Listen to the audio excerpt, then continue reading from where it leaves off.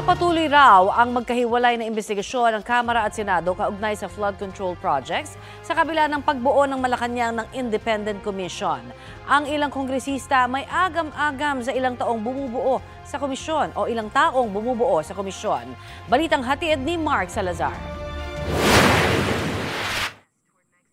Karagdagan daw para sa pagbusisi sa mga maanumalyang flood control projects ang binubuong Independent Commission on Infrastructure o ICI ng Malacanang.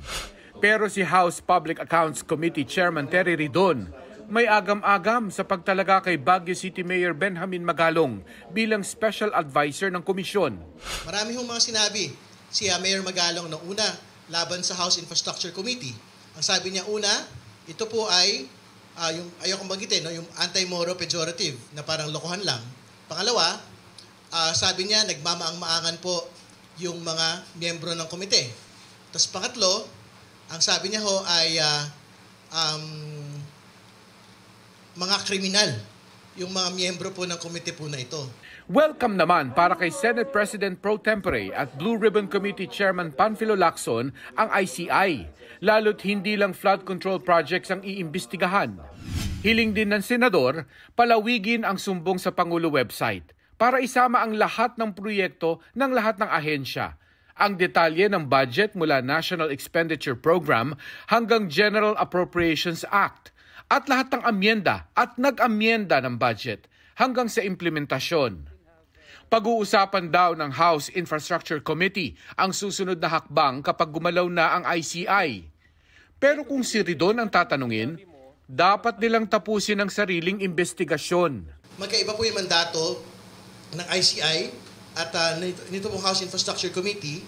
This is an inquiry in aid of legislation. So, pwede po itong magtuloy-tuloy. Bukod sa sinisili pa ng Infracom ang mga proyekto sa Bulacan, nakapila rin ang mga proyekto sa Benguet at Davao City. Marami pa kung kailangan pag-usapan pa. So yung Benguet na pinantuhan po ng Pangulo kung saan siya ay nagsalita tungkol doon sa rock shed at tungkol po doon sa rock netting ay gusto rin po nating siyasatin. Very important and very timely po kasi na magpunta rin po roon kasi nga halos sa linggo-linggo hong nagbabaha sa Davao City ngayon. No? So I think very important to na maging bahagi po ng pagsisiyasat po ng komite yung usapin po ng flood control ng Davao City.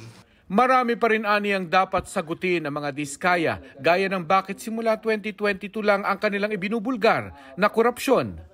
Kailangan din daw kumpletuhin ng mga testigo mula DPWH Bulacan 1st District Engineering Office ang kanilang testimonya na nagsasangkot sa ilang senador.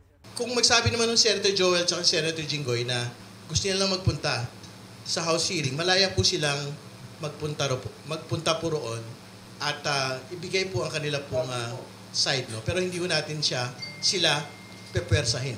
Kinukuha pa namin ang panig ni Senador Joel Villanueva tungkol dito. Pero sabi ni Senador Jinggoy Estrada sa GMA Integrated News, hindi niya kailangan dumalo sa pagdinig ng Kamara dahil mayroong sarili ang Senado at aabangan niya raw si dating DPWH Assistant DE Bryce Fernandez para gisahin sa kanyang mga paratang. Sa Huwebes itutuloy ang hearing ng Senate Blue Ribbon Committee. Inaasahan ang pagbabalik ng mga testigo kabilang si DPWH Engineer JP Mendoza na wala na sa House custody simula noong Biyernes. Mark Salazar, nagbabalita para sa GMA Integrated News.